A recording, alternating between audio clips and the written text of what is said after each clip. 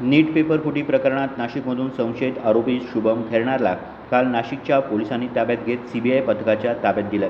दरम्यान आज नाशिक पोलिसांनी शुभम राहत असलेल्या इंदिरानगर भागातील सुधा अपार्टमेंटमधील फ्लॅटची झडती घेतली. तसेच शुभमचा भाऊ आणि त्याचा रूम पार्टनर याची देखील सीबीआयने चौकशी केल्याचं पोलिसांनी म्हटलंय.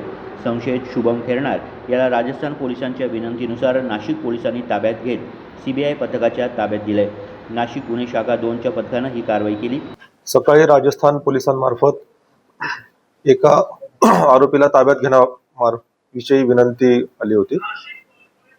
त्याप्रमाणे त्या आरोपीला ताब्यात घेण्यात आलेला आहे. अशी माहिती मिळते की ते नीट प्रकरणातील तो आरोपी आहे आणि या आरोपीला सध्या युनिट 2 क्राईम ब्रँचच्या पथकाने ताब्यात घेतलेला आहे. या आरोपीला ताब्यात घेण्यासाठी केंद्रीय तपास यंत्रणेचं पथक येणार आहे. तो पथक आल्यानंतर त्या आरोपीला त्यांच्या ताब्यात देण्यात येईल. सध्या या प्रकरणात एवढीच माहिती आहे की राजस्थान पोलिसांच्या विनंतीवरून या आरोपीला ताब्यात घेण्यात आलेला आहे आणि जेव्हा त्यांचं पथक येईल त्यानंतर या आरोपीला त्यांच्या ताब्यात देण्यात येणार आहे. आरोपीने त्याचा वेश बदललेला असल्यामुळे, केस कापलेले असल्यामुळे त्याला सुरुवातीला माहिती मिळत नव्हती, परंतु तांत्रिक कौशल्य आणि पोलिसांनी जिकिरीने तपास करून युनिट 2 क्राईम ब्रँचच्या पथकाने त्याला ताब्यात घेण्यात आलेला आहे आणि त्यांच्या ताब्यामध्ये आरोपीला देण्यात येणार आहे. कोण कोण होतं आतमध्ये, कोणाची चौकशी केली? ज्याला खैरनारला काल घेऊन गेले त्याचा भाऊ, त्या भावाला बोलवलं होतं काल सीबीआयने लेखी पत्र देण्यासाठी. त्यासाठी तो इथे आलेला आहे आणि त्याच्यासोबत त्याचे 3 मित्र आहेत, ज्यापैकी त्याचा एक रूम पार्टनरच आहे खैरनारचा आणि 2 जे आहेत ते याच्यासोबत आलेले आहेत. असा तिथे काही दुसरं कोणी त्या 4% व्यतिरिक्त कोणी नाहीये. आणि जो रूम पार्टनर तो काय करतो सर? रूम पार्टनर इथेच आहे, तो कुठेतरी खाजगी बँकेत सर्व्हिस करतो. आणि या प्रकरणाचा त्या रूम पार्टनरचा काही संबंध आहे? हा तपास सीबीआयचा आहे, त्याच्यामध्ये संबंध काय आहेत काल ते चौकशी केली त्यांनी, पूर्ण सर्व चौकशी केली. या भावाला पण बोलवलं होतं, त्याची पण चौकशी झालेली आहे आणि ती काय चौकशी ती सीबीआय करते, त्यामुळे आम्हाला त्या संदर्भात सांगता येणार. आता संपूर्ण प्रकरणात आणखी एक धक्कादायक माहिती समोर आली असून शुभम आणि अहिल्यानगर येथील आणि सध्या पुणे येथे वास्तव्यास असलेला धनंजय लोखंडे नामक या दोघांनी मिळून पेपर लीक केला.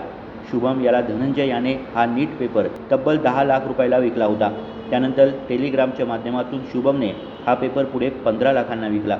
या पेपर फुटीच्या संपूर्ण प्रकरणात लाखो रुपयांचा आर्थिक गैरव्यवहार झाला असल्याचा आरोप आहे. या संपूर्ण प्रकरणात मोठी साखळी असल्याची शक्यता वर्तवली जात आहे. दरम्यान या प्रकरणी शुभमचे वडील यांनी सर्व आरोप फेटाळून लावले. या प्रकरणी आमचा मुलगा निर्दोष आहे. गेल्या 6 महिन्यांपासून तो नाशिकमध्ये BMSची प्रॅक्टिस करतो आहे.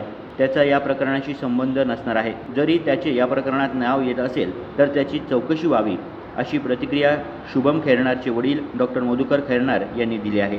नाही, त्याचा याच्याशी काही संबंध असू शकत नाही, कारण तो 6 महिन्यापासून नाशिकला आहे प्रॅक्टिसला आणि आपण त्याला दर महिन्याला मासिकीतून खर्च पाठवतो आणि त्याचा या प्रकरणाशी काही संबंध असू शकत नाही.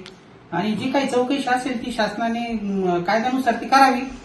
त्याला ते तिकडं कॉलेजला होता तो, कुठे? सिओरला. बर. त्यानंतर मग मधल्या काळात सुट्टी असल्यामुळे तो प्रॅक्टिसला आला इकडं आणि परीक्षेला जाणार होता पुन्हा तो तिकडं. तर ते लीक झाला, ते आरोप तो होणारच आहे आणि काय जी चौकशी असेल ती चौकशी होणारच, पण त्याच्यामध्ये त्याचा काही हात नसावा तसं ते सिद्ध होईलच, पण तो त्याच्यामध्ये निर्दोष सुटणार आहे. गुड्डू शेख, दिशा न्यूज, नाशिक.